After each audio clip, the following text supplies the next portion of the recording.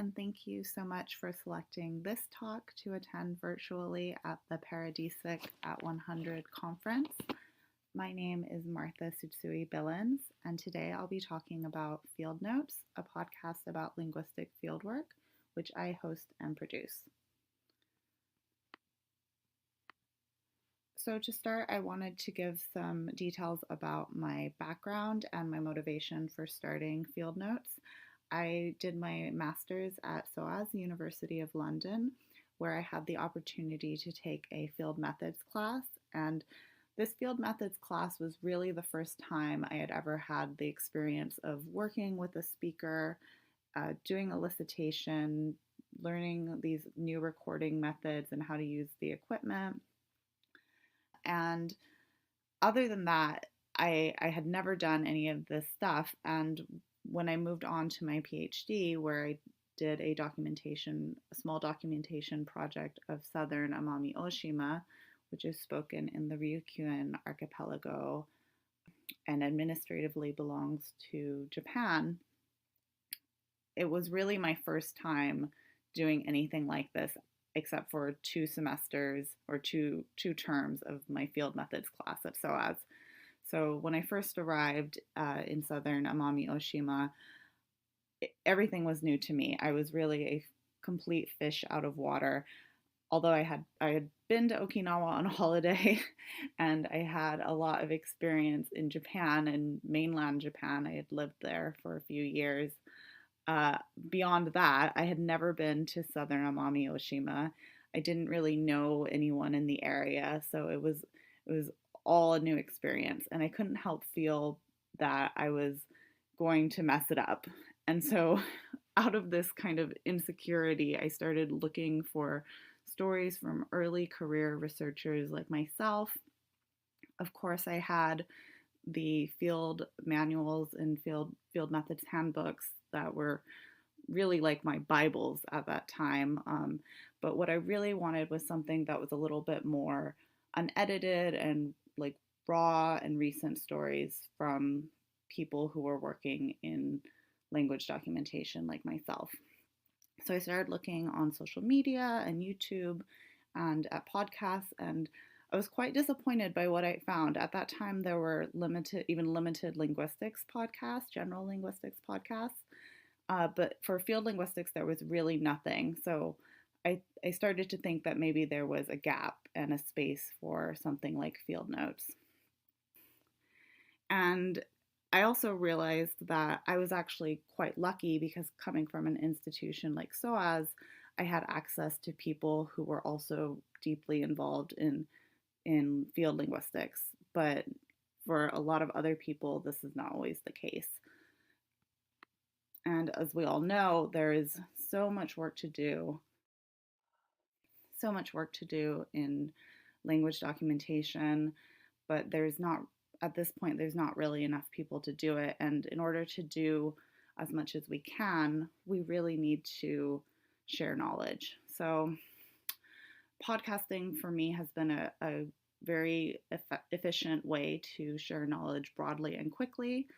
While publishing can take months or even years, podcasting takes weeks or even days. I can record an episode with someone, with an expert in their field, and a few days later I can post that onto the internet, and then anyone who is subscribed to Field Notes then has access to it as long as they have a phone connection or a Wi-Fi connection and a smartphone.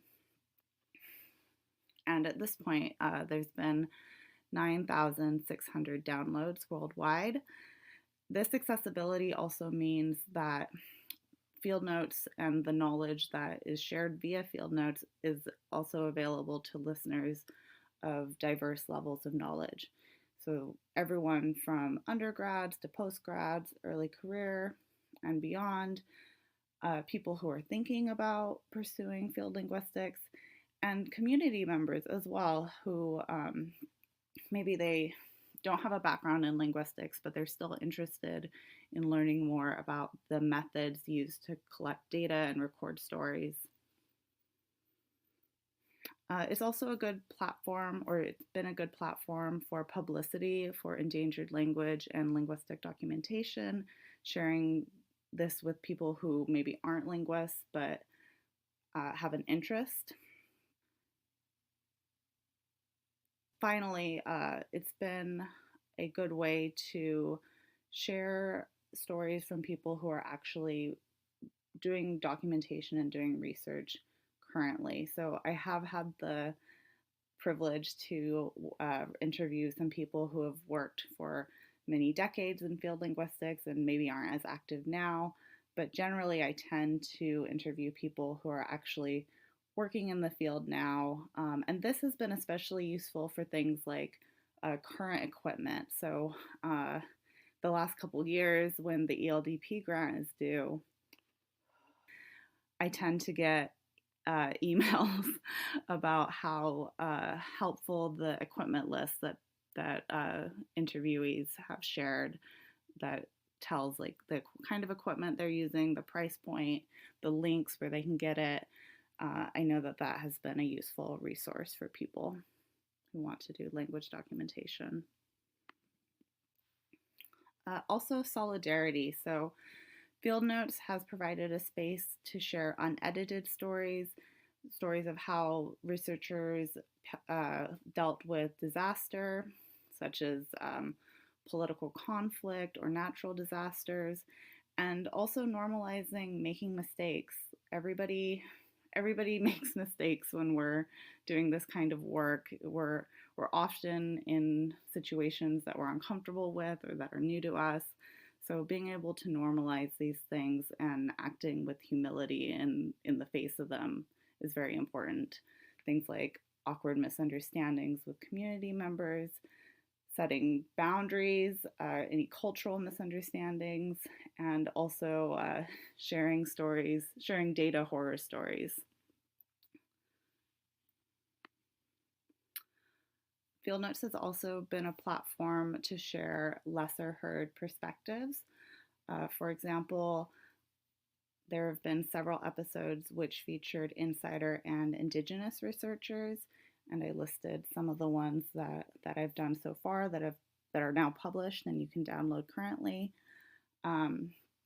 Also, an episode I want to briefly talk about is episode 17 with Mary Walworth. She spoke about going into the field very newly pregnant and then with her very, very young baby, which is not something that, clearly not something that's for everyone, but listening to her stories from her research and her fieldwork was so refreshing because it was just a new take on how to accomplish something that is difficult and uncomfortable, and she was able to find a way that she could make work for her research and for her consultants and for her family. So I thought that that was just so inspiring and awesome. I've also been able to use Field Notes to spotlight the work of scholars of color and women of color, which we all know needs to be done more aggressively in academia.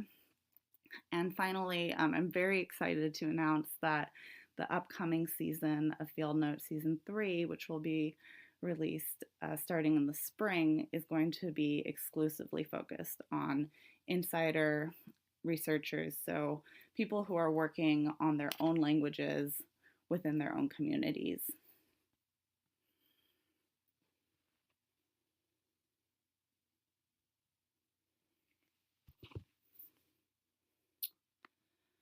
Okay, and I would just like to end this talk by shouting out the social media channels for Field Notes. So Field Notes is on Twitter and Instagram, and the website is at fieldnotespod.com.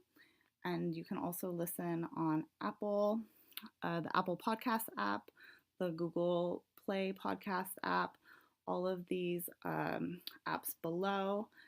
And if you have any feedback or any suggestions, you can email me at fieldnotespod@gmail.com.